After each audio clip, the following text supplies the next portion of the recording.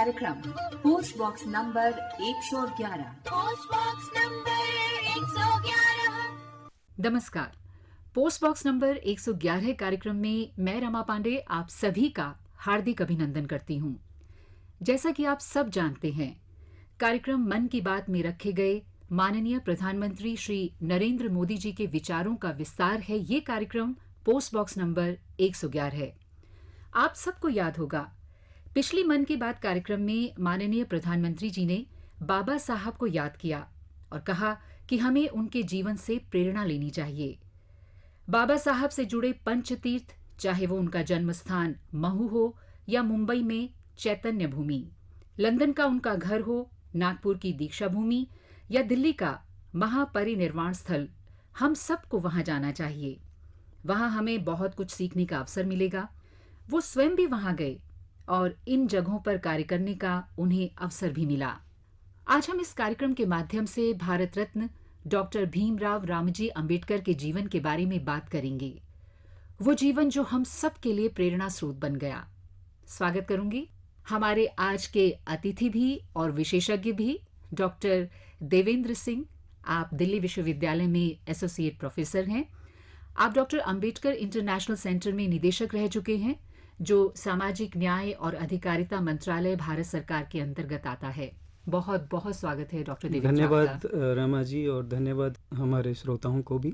देवेंद्र जी, मैं जब भी डॉक्टर अंबेडकर जी के बारे में पढ़ती हूँ, सुनती हूँ, मन सोच में पड़ जाता है। कभी कभार मैं विचलित भी हो जाती हूँ, पर उस समय भी मन में उनके प्रति जो आदर है, सम्मान है, वो दोगुना हो जाता है। संघर्ष तो उनके जीवन में ताउम्र रहा था, परंतु बचपन जो था उनका काफी जटिल रहा। भीमराव सकपाल से डॉक्टर भीमराव अंबेडकर की जो कहानी रही, वो आसान तो नहीं थी। बिल्कुल भी आसान नहीं थी, और मैं धन्यवाद करता हूँ ऑल इंडिया रेडियो का कि पिछले 2 वर्ष में तीसरी बार हम माननीय प्रधानमंत्री जी की मन की बात पे चर्चा करने बैठे हुए हैं, और देश के हमारे युवाओं को, हमारे जागरूक नागरिकों को और जागरूक बनाने के लिए ऐसी चर्चाएं बड़ी आवश्यक होती हैं। और एक जीवन जो सबके लिए प्रेरणा स्रोत रहे, रादर उस जीवन की शुरू से चर्चा करना और उस जीवन से प्रेरणा लेना हमारा कर्तव्य भी बनता है कि हम अवश्य लें। तो जैसा कि आपने कहा कि भीमराव सकपाल से भीमराव अंबेडकर बनने की जो कहानी है, उससे हम किस तरह से प्रेरणा ले सकते हैं और कितनी कठिन रही होगी, संघर्ष में रही होगी। वास्तव में संघर्ष में रही थी। डॉक्टर अंबेडकर जब पैदा हुए तो ये अपने माता पिता की 14वीं संतान थे, और 14 अप्रैल को ही पैदा हुए, और 14 अक्टूबर को ही इन्होंने दीक्षा ली। तो ये डेट बड़ी इंपॉर्टेंट है इनके लाइफ में। बाबा साहब ने अपने जीवन को शुरू से ही, बचपन से ही उन्होंने जान लिया था कि समाज में भेदभाव है। यद्यपि उनका लाइफ डिसिप्लिन रहा था, उनकी सबसे बड़ी ताकत थी उनका डिसिप्लिन, और उसका कारण था उनके पिता की जो नौकरी थी वो सेना में थी, और सेना में वो सूबेदार टीचर थे। तो घर में जो पढ़ने लिखने का माहौल था वो पहले से ही था। वो खुद भी चाहते थे मेरी जो संतान हैं वो सब अच्छे पढ़ लिख के अच्छे इंसान बने और इन सब चीज़ों से दूर हट जाएं। बचपन में उनके साथ 3-4 घटनाएं जो घटी, उन्होंने उनको भी एक बार तो झकझोर दिया था। कभी तो टीचर ने संस्कृत पढ़ाने से मना कर दिया, कभी उनको क्लास में अलग थलग बिठाया गया, और एक घटना में तो जब टीचर ने कहा कि नहीं आप इंटेलिजेंट है और बोर्ड पे आके ये चीज़ बाकी लोगों को भी समझाइए, तो सारे बच्चे जो वहाँ पर अपना टिफ़िन रखते थे वो तुरंत उठा के दौड़ पड़े कि कहीं ये आए और ये जो टिफ़िन है ये इन पर इनकी छांव ना गिर जाए। तो इन चीज़ों ने उनको, उनके मन में ये पैदा कर दिया कि मुझे इन बुराइयों से लड़ना है। वो हारे नहीं, वो टूटे नहीं, पर उन्होंने लड़ने की ठान ली, और वो लड़ने का मन बना के, और लड़ने का उनके पास ताकत एक ही थी। देखिए उनके पास कुछ भी नहीं था, सिर्फ कलम की ताकत थी, और जिंदगी भर उन्होंने जो भी किया, कोई किसी के साथ झगड़ा नहीं किया, कोई वायलेंस नहीं किया। वो सबसे बड़े अहिंसा के पुजारी। आप पूरा जीवन उठा के देख लीजिए, उन्होंने आज तक हिंसा की कोई बात की ही नहीं। सिर्फ कलम के माध्यम से देश की किस्मत लिख डाली, हम सब की किस्मत लिख डाली। वो केवल अहिंसा के पुजारी ही नहीं थे, बल्कि मानवता के भी पुजारी माने जाते हैं। शिक्षा की आपने उनकी बात की, बहुत अभावों में जीवन उनका गुजरा, उसके बावजूद भी वो जहाँ पहुँचना चाहते थे, अपनी कमियों को ही उन्होंने ताकत बना लिया। सभी समस्याओं का समाधान शिक्षा में है, वो ये जानते थे और शिक्षा को उन्होंने काफ़ी महत्व दिया। दलित समाज से कहा कि शिक्षित बनो, संगठित रहो, संघर्ष करो। वो स्वयं भी संभवतः उस समय के सबसे पढ़े लिखे व्यक्ति थे और वो कहते थे कि अगर आपके पाँव में चप्पल हो ना हो, लेकिन आपके हाथों में पुस्तकें ज़रूर होनी चाहिए, किताबें ज़रूर रहनी चाहिए। बिल्कुल वो इस बात को मानते थे। अपने समाज के पहले मैट्रिकुलेशन, अपने समाज के पहले ग्रेजुएट और पूरे देश में डबल पीएचडी करने वाले पहले व्यक्ति थे इकोनॉमिक्स में। तो शिक्षा को तो जब आपने ये 3 शब्दों का जिक्र किया कि शिक्षित बनो, संगठित रहो और संघर्ष करो, ये वास्तव में उन्होंने एक 1927 में बहिष्कृत हितकारिणी सभा बनाई थी। जो लोग मार्जिन पे थे, जिनका बहिष्कार, सामाजिक बहिष्कार किया हुआ था, उनके हितों के लिए हमें क्या करना चाहिए वो बनाया था। और इन तीनों में उन्होंने सबसे पहला उनका विजन देखी। वो कहते थे कि एजुकेशन जो है वो ही आपके उद्धार का कारण है, शिक्षा। जो सूत्र का पहला शब्द था वो था शिक्षा, कि अगर आपने शिक्षा नहीं लिया तो आप जीवन में कुछ भी नहीं कर पाएंगे। और उन्होंने कहा ही नहीं, पहले खुद करके दिखाया कि देखिए मैंने शिक्षा ली है इसलिए मैं एम्पावर्ड हूँ और शिक्षा ने मुझे सारी चीज़ें दी हैं। तो आप भी अगर शिक्षित हो गए तो आप संगठित भी हो जाओगे और आप फिर संघर्ष की स्थिति में भी आ जाओगे। क्योंकि संघर्ष का मतलब ये नहीं है कि जाके सड़क पे आप बैठ जाइए और नारे लगाइए। इसके फेवर में कभी भी बाबा साहब नहीं थे। अहिंसा के पुजारी थे, जैसा आपने पहले भी कहा। बहुत जबरदस्त अहिंसा के पुजारी थे। और जितने जीवन में उन्होंने आंदोलन किए उनमें वो घायल हो गए और उनके अनुयायियों ने ये कहा कि हम भी बदला लेंगे। तो उन्होंने कहा कि ये मेरा उद्देश्य नहीं है, मेरा उद्देश्य काम करना है। अगर हम किसी तरह से घायल हो गए तो कोई बात नहीं, हम दूसरों पर पत्थर नहीं फेंकेंगे। हम अपनी बात अपने तरीके से कहेंगे। वो अपना तरीका अपना रहे हैं, हम अपना तरीका अपनाएंगे। और मेरा तरीका बुद्ध का तरीका है जो कि बिल्कुल अहिंसात्मक है। तो मैं किसी भी तरह की हिंसा चाहता ही नहीं हूँ जीवन में। यही उनकी एजुकेशन थी। 10th क्लास में ही उन्होंने बुद्ध का चरित्र जो पढ़ लिया था, उनको भेंट की गई थी ये किताब एक्चुअली दादा केलुस्कर के द्वारा। जब वो उस पुस्तक को पढ़ा तो उन्हें ये लग गया था कि वास्तव में हम अपने अंतर को विकसित कैसे कर सकते हैं। हमारे मन में हिंसा अगर रहेगी, द्वेष रहेगा, रिवेंज रहेगा, तो हम मानवता की सेवा कभी भी नहीं कर पाएंगे। इन सब चीज़ों को वो छोड़ के आगे बढ़ते रहे। इस समय हम बात कर रहे हैं डॉक्टर देवेंद्र सिंह से भीमराव अंबेडकर जी के बारे में। आइए पहले सुनते हैं माननीय प्रधानमंत्री जी की मन की बात का ये अंश। साथियों, अप्रैल के महीने में हम 2 महान विभूतियों की जयंती भी मनाएंगे। इन दोनों ने ही भारतीय समाज पर अपना गहरा प्रभाव छोड़ा है। ये महान विभूतियां हैं महात्मा फुले और बाबा साहब आम्बेडकर। महात्मा फुले की जयंती 11 अप्रैल को है और बाबा साहब की जयंती हम 14 अप्रैल को मनाएंगे। इन दोनों ही महापुरुषों ने भेदभाव और असमानता के खिलाफ बड़ी लड़ाई लड़ी। महात्मा फुले ने उस दौर में बेटियों के लिए स्कूल खोले, कन्या शिशु हत्या के खिलाफ आवाज उठाई। उन्होंने जल संकट से मुक्ति दिलाने के लिए भी बड़े अभियान चलाए। इस समय हम बात कर रहे हैं डॉक्टर देवेंद्र सिंह से भीमराव अंबेडकर जी के बारे में। आपने बात की कि उन्होंने आंदोलन किया 1927 में और मेरे ख्याल से यही महासत्याग्रह आंदोलन भी कहलाया था। महाड़ सत्याग्रह आंदोलन उसके तहत हुआ था, बहिष्कृत हितकारिणी सभा के तहत। वास्तव में उनको उस समय के जो बहिष्कृत लोग थे उनको पानी पीने का अधिकार नहीं था, पानी लेने का अधिकार नहीं था। उससे पहले पानी की एक घटना और हो चुकी है इनके साथ। जी, वो जरूर जानना चाहेंगे। वो अपने पिताजी के पास जा रहे थे, उन्हें बुलाया गया था।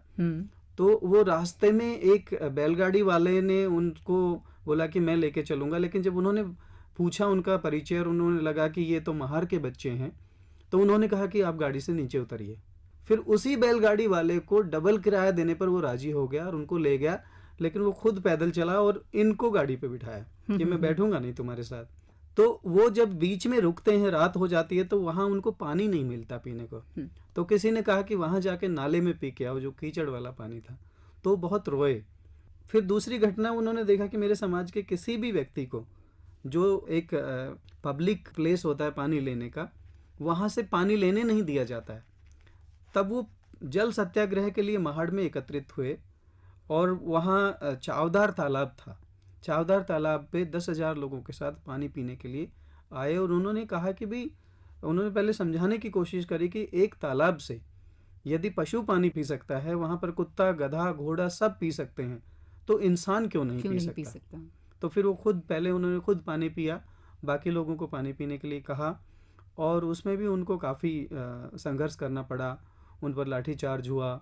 उस समय उनके लोगों ने जो अपना खाना बना के रखा था उसको मिट्टी डाल दिया और कीचड़ डाल दिया, वो खा नहीं पाए और घायल भी हो गए थे, लेकिन वो अपने संकल्प से पीछे नहीं हटे और पानी पीने का अधिकार लेके रहे। डॉक्टर देवेंद्र जी, डॉक्टर बाबा साहेब अम्बेडकर जब देखते थे कि किस तरह से समाज में जो जाति को लेकर मतभेद बने हैं, भेदभाव है या छुआछूत को लेकर है, तो कहीं ना कहीं वो बहुत विचलित होते थे। उस बात से ज़्यादा कहीं विचलित होते थे जो उन घटनाओं का, उन चीज़ों का राजनीतिकरण किया जाता था।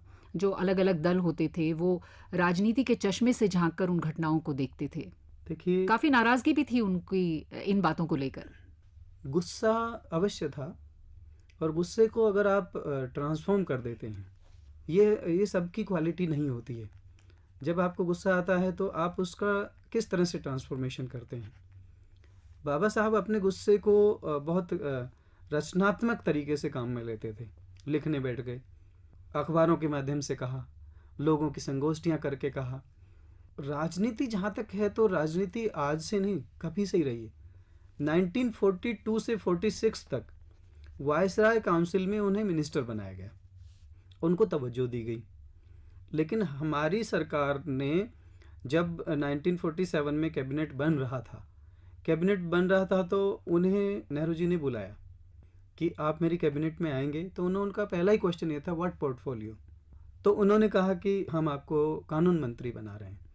तो उन्होंने कहा कि मैं एक्सपेक्ट कर रहा था कि मुझे योजना मंत्रालय मिलेगा, कि देश को योजनाओं की ज़रूरत है, लेकिन वो वहाँ भी वो एक्सेप्ट कर लिया कि ठीक है, मैं इसमें भी काम करूँगा।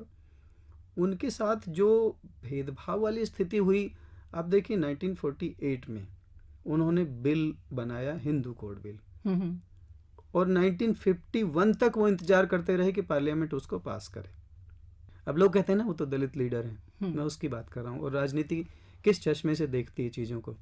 उन्होंने ये समझाने की कोशिश की कि मैं देश की आधी आबादी के लिए काम कर रहा हूँ, वो कोई भी हो, किसी भी जाति की, किसी भी धर्म की, किसी भी क्षेत्र की हो, मैं उसके लिए काम कर रहा हूँ। और 51 में जब पार्लियामेंट ने बिल्कुल मना कर दिया कि ये बिल पास नहीं होगा, आपको एक बात बताऊं कि नेहरू जी ने उनको ये बोला था कि डॉक्टर अम्बेडकर ये बिल पास होगा, नहीं होगा तो मैं इस्तीफा दे दूंगा।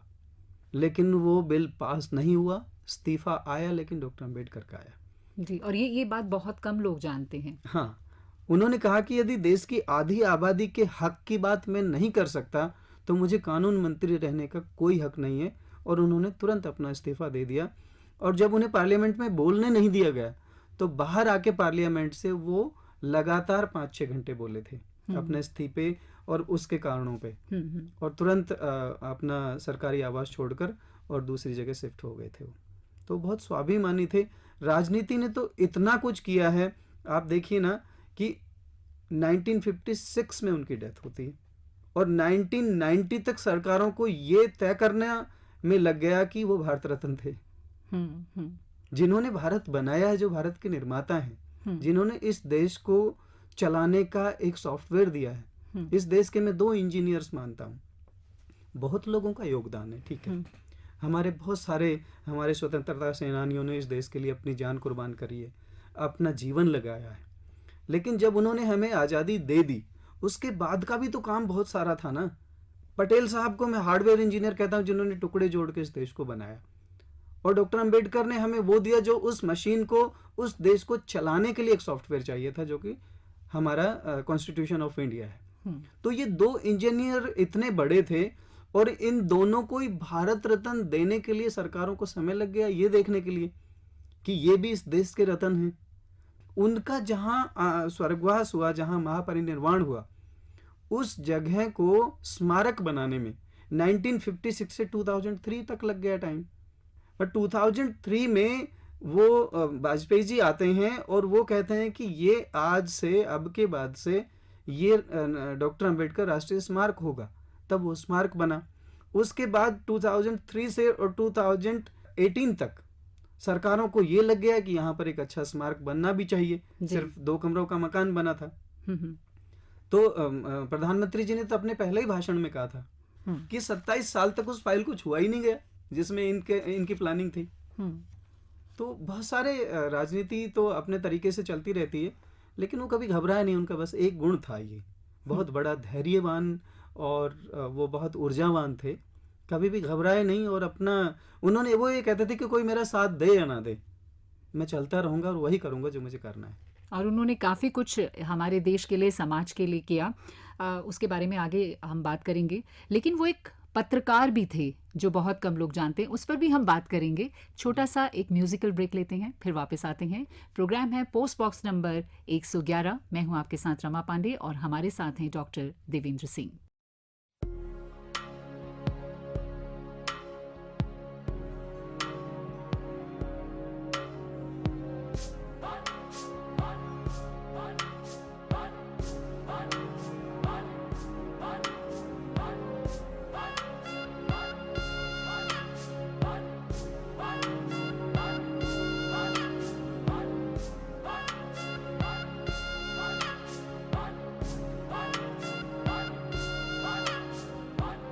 ये जो देश है तेरा, स्वदेश है तेरा, तुझे है पुकारा।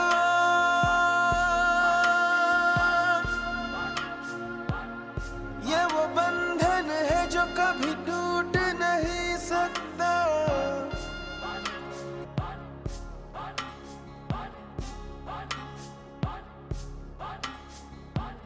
मिट्टी की है जो खुशबू तू कैसे भुलाएगा।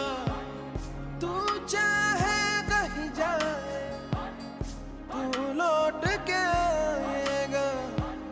नई नई राहों में, दबी दबी राहों में, खोए खोए दिल से तेरे कोई ये कहेगा। ये जो देश है तेरा, स्वदेश है तेरा, तुझे है पुकारा।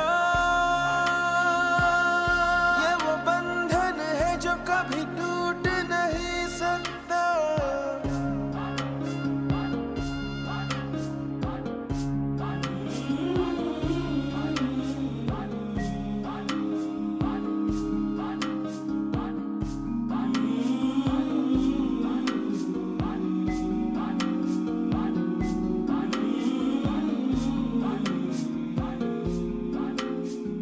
तुझसे जिंदगी है ये कह रही, सब तो पा लिया, अब है क्या कमी।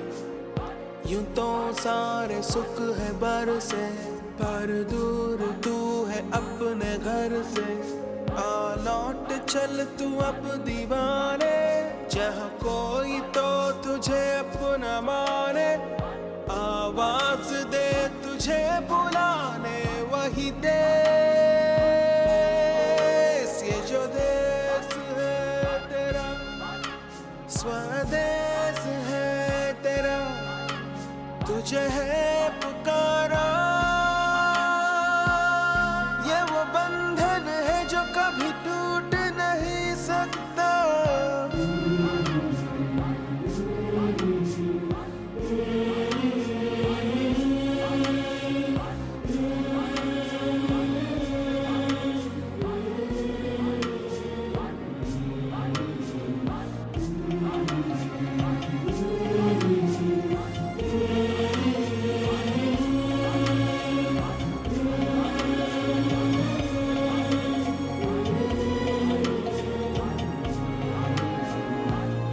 पल है वही जिसमें है छुपी पूरी एक सदी, सारी जिंदगी। तू ना पूछ रास्ते में काहे आए हैं इस तरह दो राहें, तू ही तो है राह जो सुझाए, तू ही तो है अब जो ये बताए, जाए तो किस दिशा में जाए वही देश,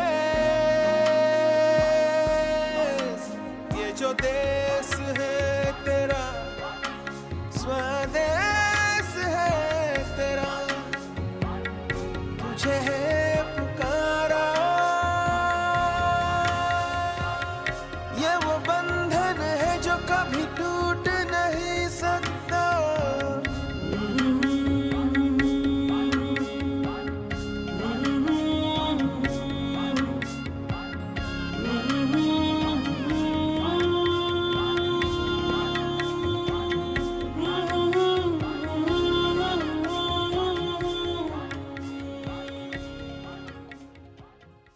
पोस्ट बॉक्स नंबर 111 में मैं रमा पांडे आप सभी का हार्दिक अभिनंदन एक बार फिर से करती हूँ। और हमारे साथ हैं हमारे अतिथि भी, हमारे विशेषज्ञ भी इस कार्यक्रम के, डॉक्टर देवेंद्र जी। आज हम बात कर रहे हैं मानवीय मूल्यों के प्रहरी डॉक्टर भीमराव रामजी अंबेडकर के बारे में। डॉक्टर देवेंद्र जी, जैसा कि ब्रेक में जाने से पहले मैंने आपसे कहा था कि ज्ञान का तो अथाह भंडार थे ही बाबा साहेब, बहुत सी किताबें उन्होंने लिखी, लेकिन वो एक पत्रकार भी थे। देखिए, उनका पत्रकार बनने का एक विशेष कारण था। वो अपने आप को चमकाने के लिए पत्रकारिता नहीं की उन्होंने, वो लोगों के पत्रकार थे। और उस समय वो जो कुछ भी कहते थे, उस समय के मीडिया ने उनको बहिष्कृत कर रखा था।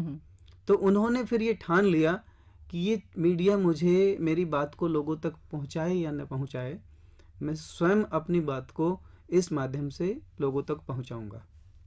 तो समता है, बहिष्कृत भारत है। बहिष्कृत भारत उनका बहुत बड़ी पत्रिका निकली, और ये अपने उस समय के साहू जी महाराज ने उनका मदद किया था। संयोग से क्या हुआ कि वो जब कोलंबिया से और लंदन होते हुए अपनी कोलंबिया में पीएचडी कंप्लीट किया, और उसके बाद लंदन चले गए, लंदन स्कूल ऑफ इकोनॉमिक्स में, और ग्रेज इन में उन्होंने अपनी अध्ययन किया पैरेलली, जो कि इतिहास है। ग्रेज इन में एक बहुत बड़ा एग्जाम पास करके एडमिशन हुआ करता था बारेट लॉ में, बट ग्रेज इन ने उनको इनवाइट किया कि आप आके लॉ करिए, और फिर उन्होंने तय समय में लॉ करके दिखाया वहाँ से। तो जब वो वापस इंडिया आए तो उन्होंने फिर अपनी बात को रखने के लिए, क्योंकि द्वितीय विश्व युद्ध के कारण उन्हें थोड़ा पहले आना पड़ गया, और उनकी किताबें उस जहाज के साथ गुम हो गई, और वो तो पहुँच गए थे लेकिन किताबें पीछे से आ रही थी। तो उन्होंने फिर अपना वो यहाँ पर अपने ज्ञान को संजोने के लिए पत्रकारिता का वो किया। देखिए, किसी भी न्यूज़पेपर को उठाइए आप, उनके को कोई ऐसा नाम नहीं है जो किसी व्यक्ति को प्रेजेंट करता हो, जो किसी विशेष आइडिया को प्रेजेंट करता हो। नहीं, लोग, बहिष्कृत भारत है तो मैं उन्हीं की बात करूंगा, समता है तो मैं उन्हीं की बात करूंगा, जनता है तो मैं जनता की बात करूंगा, प्रबुद्ध भारत है तो मैं प्रबुद्ध जो विचारधारा है उसकी बात करूंगा। इतनी बड़ी विचारधारा को लेकर चलने वाले पत्रकार आज शायद ही मिले हों। और उनके लेख देखिए, जब वो एडिटोरियल लिखा करते थे तो उनका कहीं कोई ऐसा मंतव्य नहीं था कि मैं अपनी राजनीति चमका रहा हूँ या मुझे राजनीति में जाना है, कुछ भी ऐसा मंतव्य था ही नहीं। उनका 1917 में जो संकल्प लिया था कि मुझे आज के बाद से सामाजिक न्याय के लिए काम करना है, उसी संकल्प को वो विभिन्न माध्यमों से आगे बढ़ाते थे। और इसीलिए हम उनको आज भी याद करते हैं। कहते हैं ना कि ईमानदारी से और निस्वार्थ भावना के साथ जो काम किया जाता है वो वर्षों तक, युगों तक लोग याद करते हैं। और देवेंद्र जी, जैसा कि हम सब जानते हैं, बाबा साहब, उनकी जयंती हम 14 अप्रैल को तो मनाएंगे ही, साथ ही एक और महान विभूति हैं महात्मा फूले जी, उनकी जयंती भी मनाएंगे। माननीय प्रधानमंत्री जी ने अभी इनके बारे में काफ़ी कुछ कहा है मन की बात कार्यक्रम में, आइए सुनते हैं। साथियों, महात्मा फुले की इस चर्चा में सावित्रीबाई फुले जी का भी उल्लेख उतना ही जरूरी है। दोनों ने साथ मिलकर सत्य शोधक समाज की स्थापना की, जन जन के सशक्तिकरण के प्रयास किए। हमें बाबा साहब आम्बेडकर के कार्यों में भी महात्मा फुले के प्रभाव साफ दिखाई देते हैं। वो कहते भी थे कि किसी भी समाज के विकास का आकलन उस समाज में महिलाओं की स्थिति को देखकर किया जा सकता है। महात्मा फुले, सावित्रीबाई फुले, बाबा साहब आम्बेडकर के जीवन से प्रेरणा लेते हुए मैं सभी माता पिता और अभिभावकों से अनुरोध करता हूं कि वे बेटियों को जरूर पढ़ाएं। बेटियों का स्कूल में दाखिला बढ़ाने के लिए कुछ दिन पहले ही कन्या शिक्षा प्रवेश उत्सव भी शुरू किया गया है। जिन बेटियों की पढ़ाई किसी वजह से छूट गई है, उन्हें दोबारा स्कूल लाने पर फोकस किया जा रहा है। माननीय प्रधानमंत्री जी ने बताया कि किस तरह से महात्मा फूले जी ने उस दौर में बेटियों के लिए स्कूल खोले, कन्या शिशु हत्या के खिलाफ काफी आवाज भी उठाई। देवेंद्र जी, बेटी पढ़ाओ बेटी बचाओ की बात हम आज करते हैं। उस जमाने में भी जैसे आपने कहा कि आधी आबादी के बारे में डॉक्टर अंबेडकर जी ने बात की, वो चाहते थे, वो कहते भी थे कि किसी समाज की प्रगति हम इसी आधार पर रख सकते हैं, महिलाओं की प्रगति के आधार पर। तो आपको लगता है कि उस जमाने से लेकर अभी तक की अगर मैं बात करूं, एक लंबा समय गुजर चुका है, किस तरह की प्रगति आप देखते हैं महिलाओं के प्रति? प्रधानमंत्री जी के मन की बात पे जब हम चर्चा करने बैठते हैं तो कई बार ऐसा लगता है कि बहुत ज़्यादा प्रभावित है इनका व्यक्तित्व बाबा साहब के व्यक्तित्व से। महिला अधिकारों की जब प्रधानमंत्री जी बात करते हैं और बेटी बचाओ बेटी पढ़ाओ की बात करते हैं, तो राइट टू एजुकेशन की जब हम बात करते हैं, वो तो बहुत लेट आया ना हमारे यहाँ। तो हमने उसको उस राइट को बहुत लेट दिया, लेकिन बाबा साहब तो शुरू में ही बात करते थे। उनकी पत्नी जब उनकी शादी हुई रमाबाई से, तो उनका पहला सवाल एक ही था उनसे कि मेरे साथ रहना है तो पढ़ना पड़ेगा। और वो स्वयं पढ़ाते थे अपनी पत्नी को। महिला अधिकारों के लेके इतना सचेत थे वो कि 1932 की बात मैं पहले कर लेता हूँ, नागपुर में भाषण दिया। अब देखिए प्रधानमंत्री जी और बाबा साहब की समानता देखिए। प्रधानमंत्री जी जैसे ही शपथ लेते हैं, उसके बाद अपने पहले ही लाल किले के भाषण में वो कहते हैं कि स्वच्छ भारत होना चाहिए। उसी स्वच्छता की बात बाबा साहब ने 1932 में करी थी, महिलाओं की एक सभा को संबोधित करते हुए, कि अगर देश दुनिया और परिवार को कोई स्वच्छ बना सकता है तो आप सब हैं। आप स्वच्छ रहिए, आप परिवार चलाती हैं, आपके बच्चे आपसे प्रभावित होते हैं, और आप स्वच्छता का विशेष ध्यान रखिए। वो पहली बात उन्होंने करी।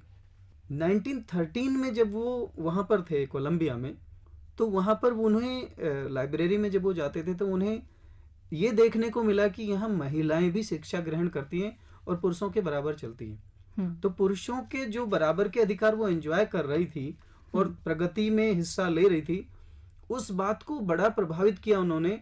और उन्होंने ये तय कर लिया था कि मैं अपने देश में जाके कोई ऐसा काम अवश्य करूंगा जिससे हमारी महिलाएं आगे बढ़ें।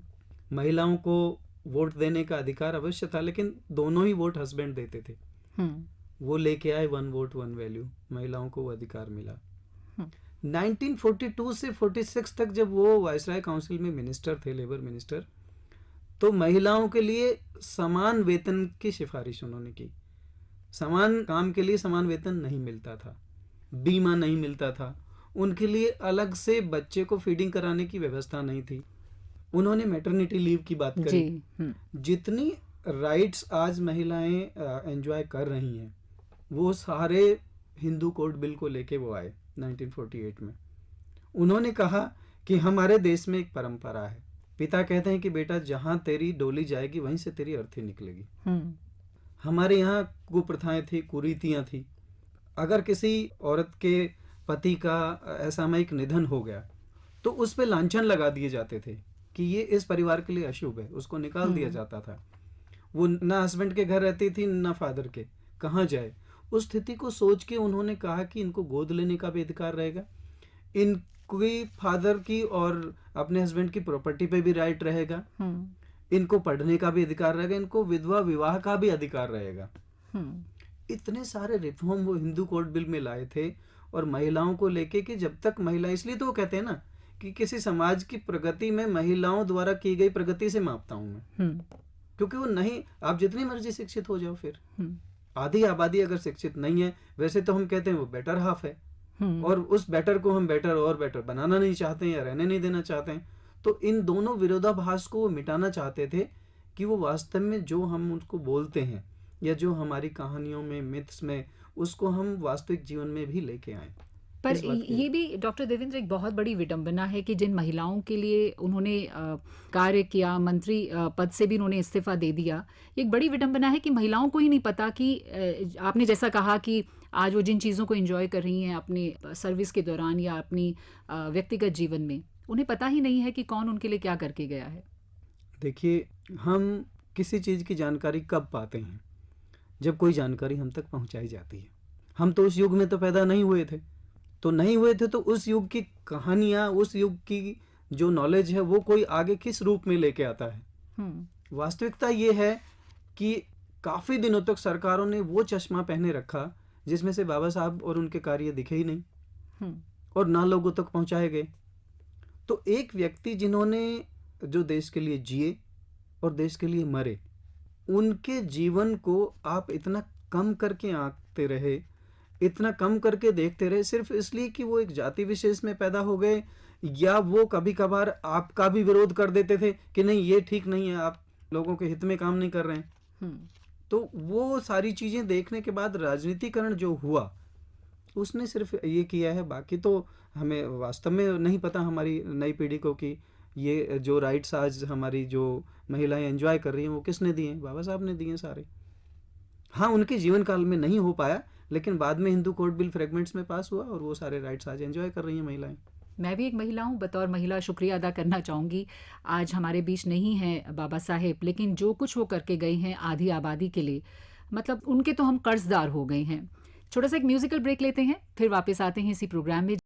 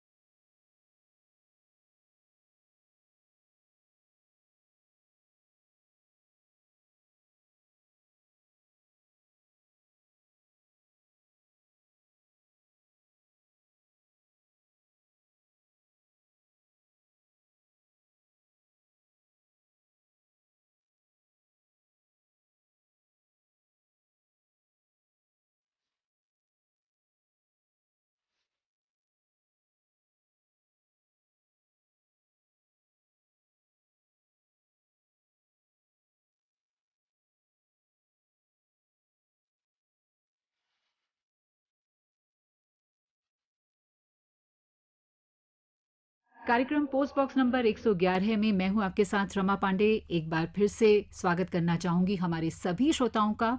आज हम डॉक्टर भीमराव रामजी अंबेडकर के बारे में बात कर रही हैं और मेरे साथ हैं हमारे अतिथि भी और विशेषज्ञ भी। और एक बार फिर से कहना चाहूँगी कि एक ऐसे व्यक्तित्व जो बाबा साहेब को लेकर उनके बारे में बातें करके उनकी विचारधारा से प्रभावित होकर उनको जीते हैं, उन्होंने भी उनके जीवन को अपने ही जीवन का एक आधार बना लिया है। डॉक्टर देवेंद्र जी कहते हैं कि हमारे जो जीवन है उसमें दो लोगों का बहुत बड़ा योगदान होता है, एक तो हमारे माता पिता और दूसरे हमारे गुरुजन। और डॉक्टर भीमराव रामजी अंबेडकर, इनके नाम में ही इन दोनों महान विभूतियों का बहुत बड़ा योगदान रहा है। जी बिल्कुल, मैं पहले उनके टीचर्स की बात करता हूँ, क्योंकि उनके फादर ने तो उनमें जो संस्कार डाले वो तो जीवन भर रहे। और उनके पिता जब मृत्युशैया पर थे, मृत्युशैया पर भी उन्होंने एक ही बात कही थी कि आप पढ़ते रहेंगे और जन कल्याण करते रहेंगे, पढ़ाई नहीं छोड़ना है। उसके बाद फिर वो कोलंबिया गए थे। जहाँ तक टीचर्स की बात है, तो जब आप कोई संकल्प लेके चलते हैं और कोई मन में जन कल्याण की भावना लेके चलते हैं, तो प्रकृति आपके लिए सारे साधन उपलब्ध करा देती है। वहाँ आपकी परीक्षा होती है, बार बार आपको कठिन परिस्थितियों से गुजरना पड़ता है, और उस परीक्षा में जब आप उत्तीर्ण होते चले जाते हैं तो फिर आपके लिए साधन भी पैदा हो जाते हैं। उनके एक टीचर भी ऐसे ही थे। ये वास्तव में इनका जो सरनेम था वो अंबेडकर नहीं था, अम्बावाडेकर था। अम्बावाड़े गांव था एक्चुअली इनका, वहाँ से ये निकले थे। तो अम्बावाड़ेकर इनके नाम के आगे लिखा हुआ था। तो इनके टीचर ने बोला कि नहीं, आपके जो ये नाम है, एक तो इसका प्रोनाउंसिएशन, दूसरा इसको पढ़ते ही, क्योंकि उस गांव में सब महार थे ज़्यादातर, तो लोगों को पता चल जाता है कि ये महार जाति से है और फिर आपको दूसरे तरीके से देखने लगते हैं। तो उन्होंने अपना नाम बोला कि मैं आज से अपना नाम तुम्हें देता हूँ, और उन्होंने अपना नाम अम्बेडकर, जो कि एक ब्राह्मण थे वो, उन्होंने अपना नाम इनको दिया। ये बहुत बड़ा योगदान रहा। दूसरा योगदान इनके कोलंबिया के टीचर का रहा। कोलंबिया के टीचर का ये जिक्र अपने उसमें करते हैं सारा। उसमें ये बताते कि मैं अर्थशास्त्र में जो कुछ भी सीखा या अर्थशास्त्र में जो कुछ भी मैंने पाया, वो मेरे कोलंबिया के टीचर्स ने, वो कोलंबिया के टीचर्स के लिए ये भी चाहते थे कि उनके नोबेल के लिए उन्हें नामित किया जाए, नोबेल मिले उन्हें बाद में। और इतने अच्छे वो टीचर बने कि देखिए, इकोनॉमिक्स में हमारे नोबेल पुरस्कार विजेता अमर्त्य सेन उनको बताते हैं कि ये मेरे अर्थशास्त्र के पिता हैं। डॉक्टर अंबेडकर के बारे में कहते हैं। तो अगर हम उनकी ओवरऑल पर्सनालिटी को एनालाइज करें तो 70 से 75% उनका जो व्यक्तित्व है वो एक अर्थशास्त्री का है, और वो देश को उसी तरीके से आगे। तो ये सारा अर्थशास्त्री, मतलब एक बच्चे से लेके एक अबोध से और बाबा साहब बनने की जो कहानी है, उसमें उनके टीचर्स का बहुत बड़ा योगदान रहा है। आपने कोलंबिया यूनिवर्सिटी की बात की, वहाँ पर एक सर्वे भी हुआ था जहाँ पर कहा गया था कि जो उनके टॉप स्टूडेंट्स हैं कौन नंबर 1 है। तब बाबा साहब जो थे नंबर 1 विद्यार्थी चुने गए थे, और उसके बाद उनका स्टैचू भी वहाँ लगाया गया। कोलंबिया ने खुद कराया था। और top 100 intellectuals of the millennium, ये उन लोगों के लिए कराया था जो उनके यहाँ एलुमनाई थे। तो उनमें से सारों का जब एनालिसिस किया गया, बहुत सारे पैरामीटर्स, 27-28 पैरामीटर्स पे जांच की गई थी कि उनका व्यक्तित्व क्या था, उन्होंने देश के लिए, दुनिया के लिए और लोगों के लिए क्या किया, जन कल्याण के लिए क्या किया, अपने जीवन में क्या किया, त्याग कितना किया, वो सब जब निकल के आया और एजुकेशन की बातें आने लगी तो टॉप पे उनका नाम था। टॉप 100 इंटेलेक्चुअल्स में से आज भी लिखा हुआ है डॉक्टर अम्बेडकर का। उसके उस समय फिर वो बस्ट लगाया गया था उनका कोलंबिया यूनिवर्सिटी में, कि वो लोग गर्व करते हैं कि हाँ, ये हमारे विद्यार्थी थे और इतने बड़े इंटेलेक्चुअल हमारे विद्यार्थी थे। इस समय हम बात कर रहे हैं डॉक्टर देवेंद्र सिंह से भीमराव अंबेडकर जी के बारे में। आइए कुछ और चर्चा करें, इससे पहले सुनते हैं एक गीत।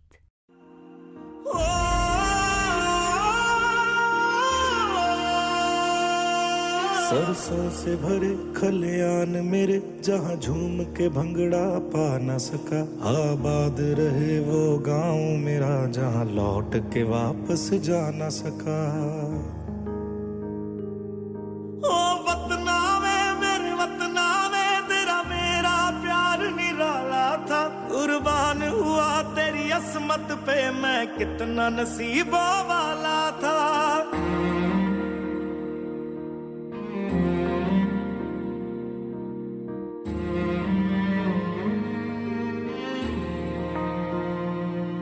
तेरी मिट्टी में मिल जावा, गुल बन के मैं खिल जावा, इतनी सी है दिल की आरज़ू। तेरी नदियों में बह जावा, तेरे खेतों में लहरावा, इतनी सी है दिल की आरज़ू। इस समय हम बात कर रहे हैं डॉक्टर देवेंद्र सिंह से भीमराव अंबेडकर जी के बारे में। डॉक्टर देवेंद्र, बाबा साहब ने महसूस किया था कि जातियों का जो उन्मूलन है वो तभी होगा जब उनका उद्धार होगा, और समानता के अधिकार तक ही उन्हें नहीं रहना चाहिए, बल्कि उनको जागृत होना चाहिए, उनके अंदर चेतना भी होनी बहुत ज़रूरी है। एक जात पात तोड़क मंडल था लाहौर में, उन्होंने उनको एक स्पीच के लिए इनवाइट किया था। 1942 की बातें कर रहा हूँ मैं। उस स्पीच को जब वो देने जाने वाले थे तो उनको किसी ने भड़का दिया कि ये बहुत ज़्यादा जात पात तोड़क मंडल जो है इनके खिलाफ भी बोलेंगे और जाति पाति को लेके ये उन्माद फैला देंगे। ऐसे वो थे नहीं वास्तव में, लेकिन जाति का विनाश वो चाहते थे। वो कहते थे कि भाई, जैसे आपने अभी या हमारे प्रधानमंत्री जी ने भी फूले की बात करी, तो वो भी कहते हैं कि जाति जाति नहीं है।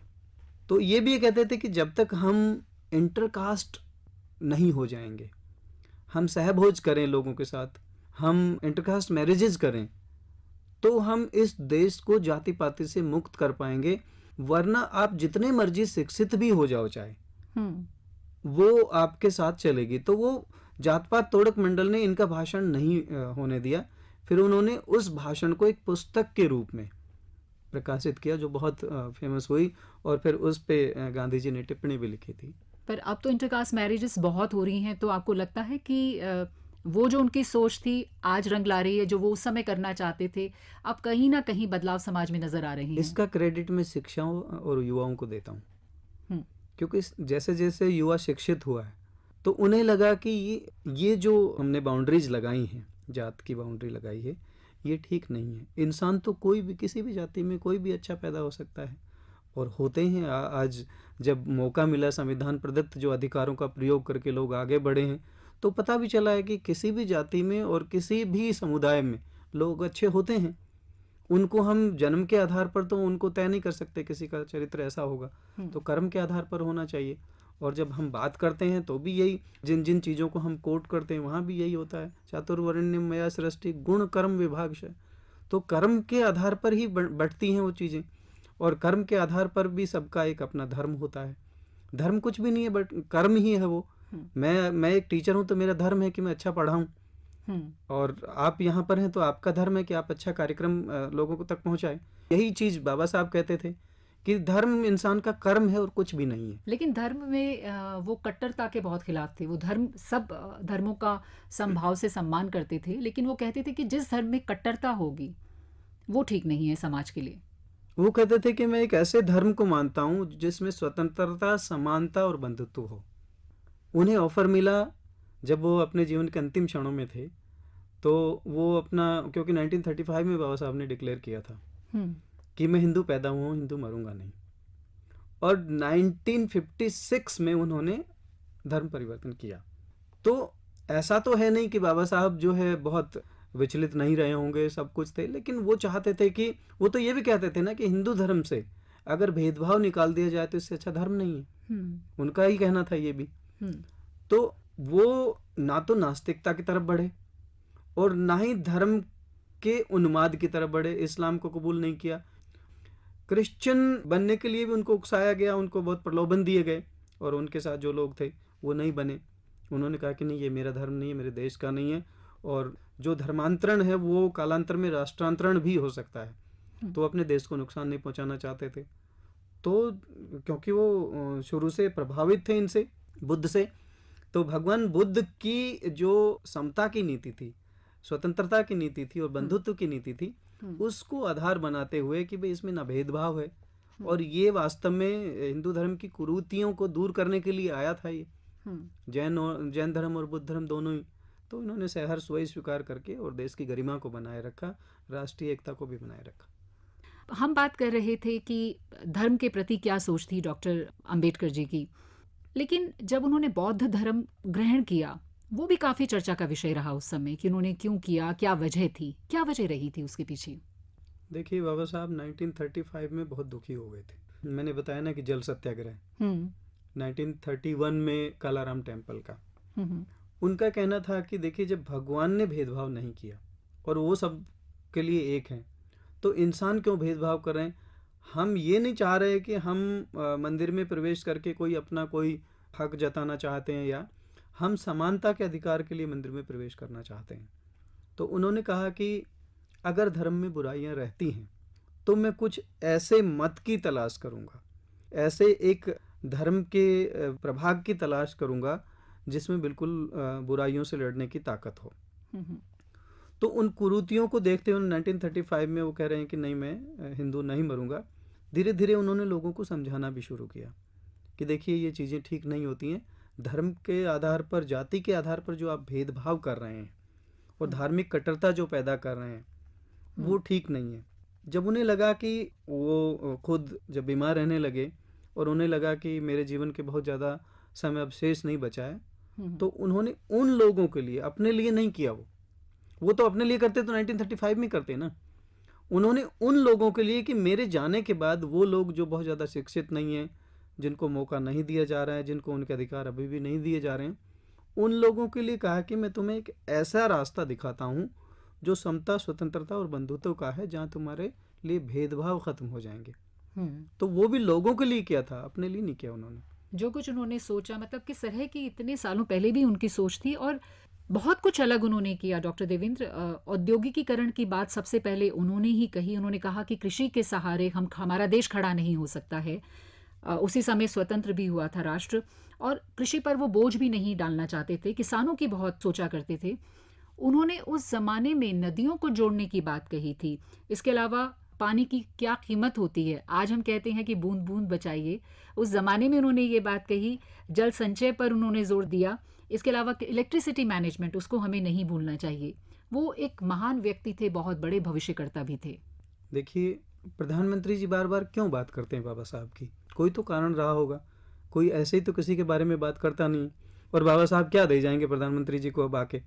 बात करने का जो ये है कि उनका विजन देखिए कि किस तरह से एक व्यक्ति ने देश के विकास को महत्व दिया।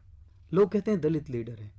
भाई, आप सिर्फ कॉन्स्टिट्यूशन से रिजर्वेशन का जो प्रोविजन उन्होंने किया उसको निकाल दीजिए। बाकी किसके लिए है?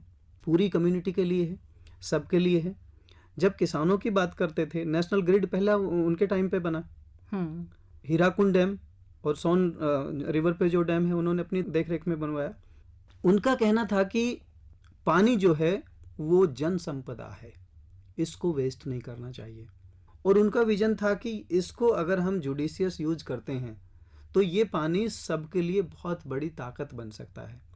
किसानों के लिए वो उससे पहले 1927 में और 1927 ऑनवर्ड्स वो उनके हक की बात कर चुके थे, जब वो स्मॉल होल्डिंग्स और मीडियम होल्डिंग्स की बात कर रहे थे और उन पे जो कर लगाया जा रहा था उस कर को नियंत्रित करने की बात कर रहे थे, वो उस समय कर चुके थे।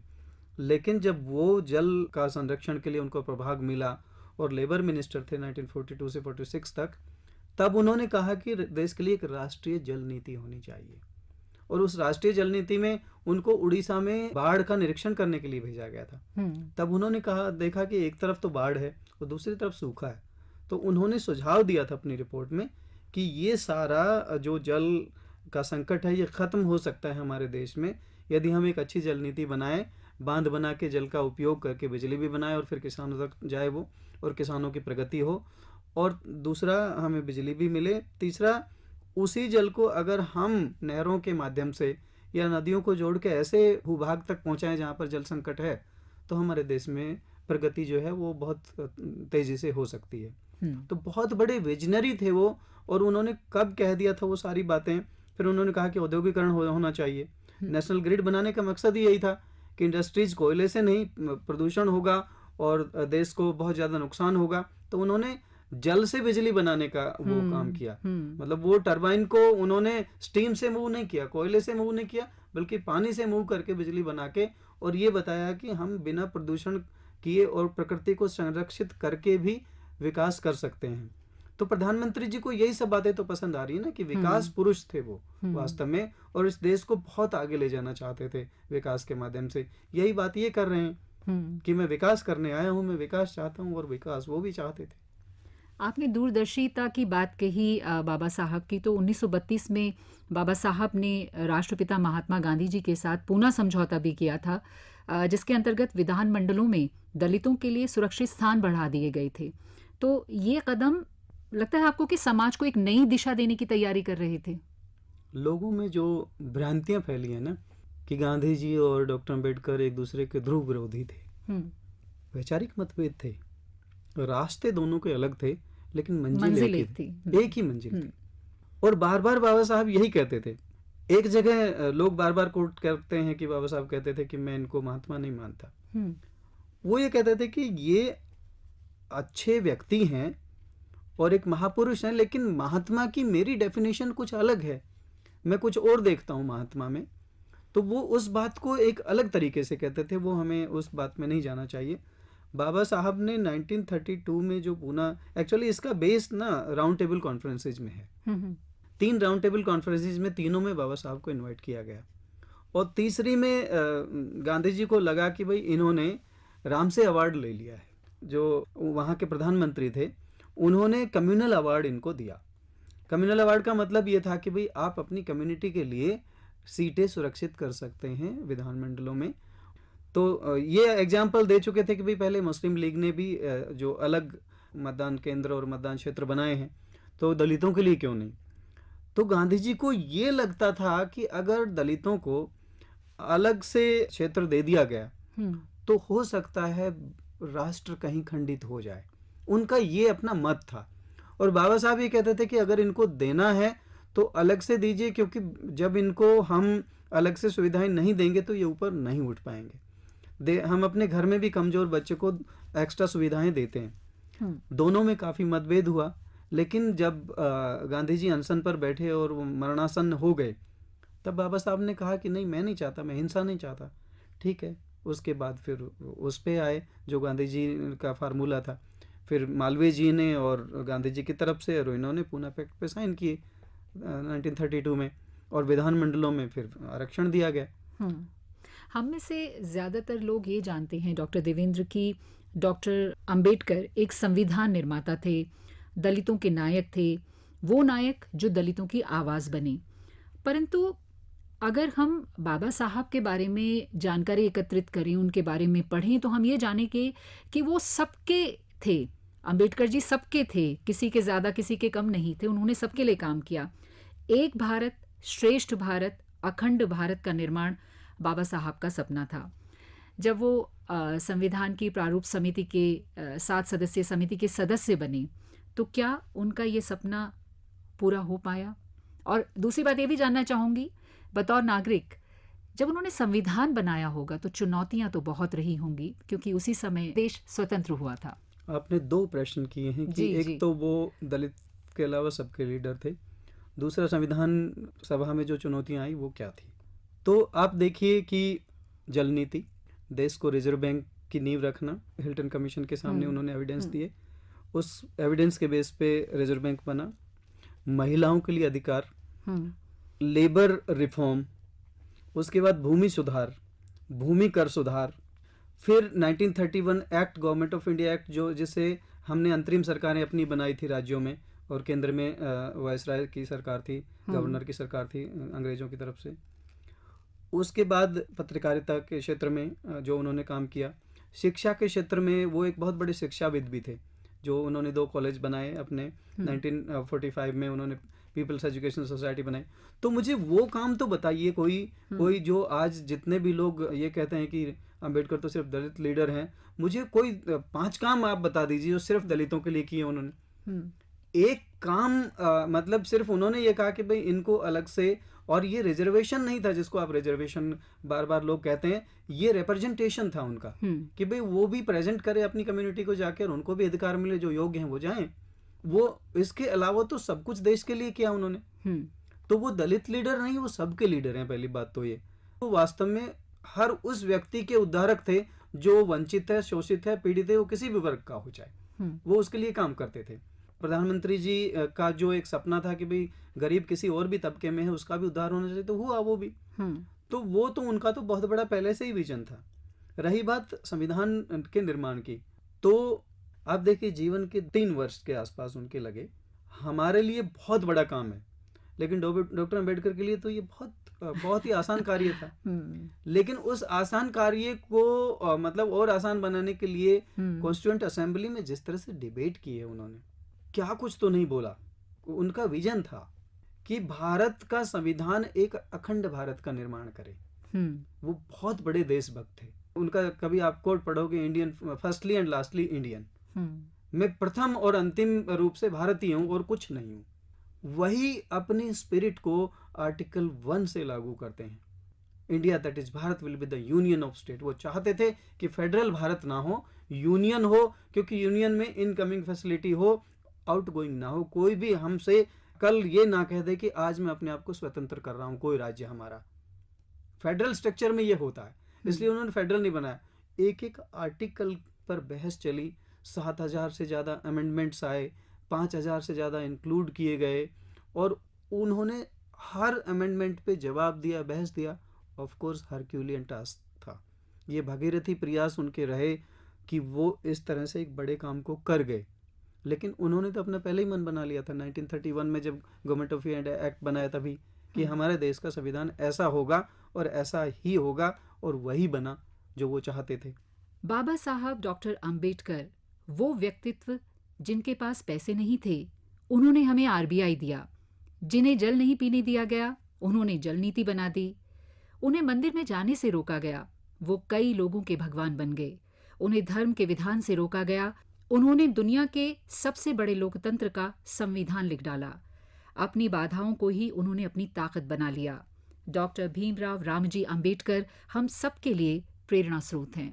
डॉक्टर देवेंद्र जी, इतनी बातें, मतलब कहीं अनकहीं न जाने कितनी बातें थीं जो आज आपने बाबा साहब के बारे में हमें बताई, हमें श्रोताओं को बताई। बहुत बहुत धन्यवाद आपका यहाँ आने के लिए और हमसे बात करने के लिए। धन्यवाद, और श्रोताओं का भी धन्यवाद, और प्रधानमंत्री जी का भी विशेष धन्यवाद कि वो बार बार बाबा साहब को प्रेरणा मानते हैं, और हम सब के लिए बाबा साहब अनंत काल तक प्रेरणा वास्तव में बने ही रहेंगे, इसमें कोई दो राय नहीं है।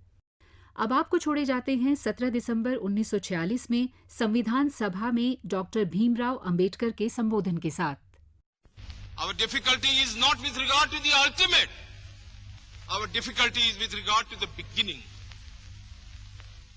Mr. Chairman, therefore,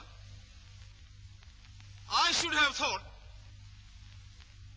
that in order to make a start, in order to induce every party, every section in this country, it would be the act of greatest statesmanship for the majority party even to make a concession to the prejudices of people who are not prepared to march together. And it is for that I propose to make this appeal. Let us leave aside slogans. Let us leave aside words which frighten people. Let us even make concession to the prejudices of our opponents. Bring them in so that they may willingly join with us on marching upon that road, which, as I said, if we walk long enough, must necessarily lead us to unity.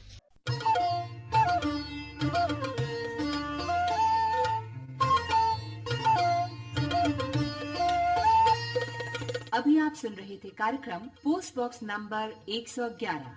Post box number 111। इस कार्यक्रम के प्रस्तुतकर्ता थे प्रमोद कुमार, प्रस्तुति सहायक Bhuvan Apoorva Jha. Post box number 111।